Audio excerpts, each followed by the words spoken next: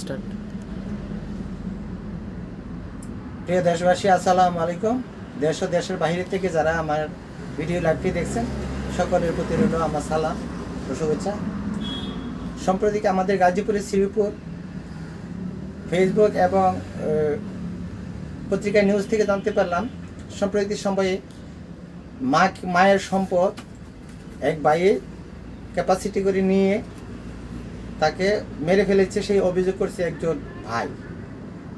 যার ফলে আপনারা দেখছেন ফেসবুকে যে মায়ের লাশ পুষ্পাঞ্জলি ছাড়া দাফন কাফন করা হয়নি। আমার প্রশ্ন, একজন মা এবং একজন বাবা আমাদেরকে লালন পালন করেছে, এই লালন পালন করার পর ওনারা বৃদ্ধ হইলে ওনার সম্পদ নিতে হবে কেন? আপনারা মা বাবাকে ভালোবাসেন। এই যে আমার পাশে আছে আমার মা, আমরা 4 ভাই আছি এবং আমাদের ছেলে মেয়েরাও আমার মাকে অনেক ভালোবাসে, আমার ভাইয়েরাও অনেক মাকে ভালোবাসে। আমরা মায়ের সেবা দিতে চেষ্টা করছি, জানি না কতটুকু সেবা দিতে পারি, সেটা আল্লাহ পাক জানে। যদি মায়ের সেবাটুকু আল্লাহ পাক কবুল করি না, আলহামদুলিল্লাহ।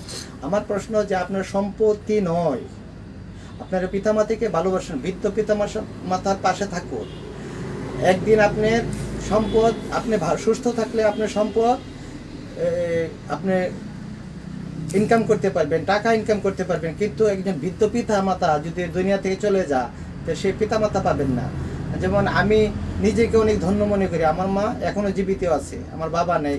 আমি বাবার দিক দিয়ে এতিম হইলেও মাকে পাশে পেয়ে আমি এতিম মনে হয় না। আমার মাকে আমরা বাবাও ডাকি, মাও ডাকি। তা আমার হলো আপনারা স্টুডেন্টদেরকে আমি বলবো, বাংলাদেশে যত স্টুডেন্ট আছেন, আপনার ইয়াং বয়স, সেই ইয়াং বয়সে আপনারা হয়তো আপনাদের ব্যবহারটা ভালো না, আপনারা সবসময় মা বাবার সাথে বিহেভিয়ার ভালো করবেন এবং মা বাবার পাশে থাকবেন, মা বাবার কথাগুলো শুনবেন।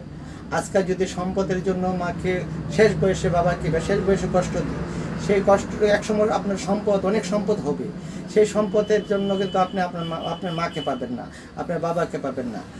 এখনও আপনাদের হাতে সময় আছে, আপনারা সম্পদ নয়, পিতামাতাকে ভালোবাসুন, পিতামাতার পাশে থাকুন, পিতামাতা কি বলে আপনাকে সে কথা লক্ষ্য করুন।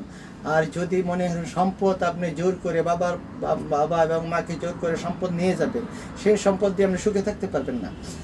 আজ আমি এই পর্যন্ত আছি লাইভে, আমি সামনে হয়তো আর কোনো ভিডিও নিয়ে কথা বলবো। আমি সকলের প্রতি সুস্বাস্থ্য কামনা করছি এবং সকলের জন্য পিতামাতাকে ভালোবাসে, সেই আশাটুকু রেখে আমি আমার বক্তব্য শেষ করছি। আসসালামু আলাইকুম।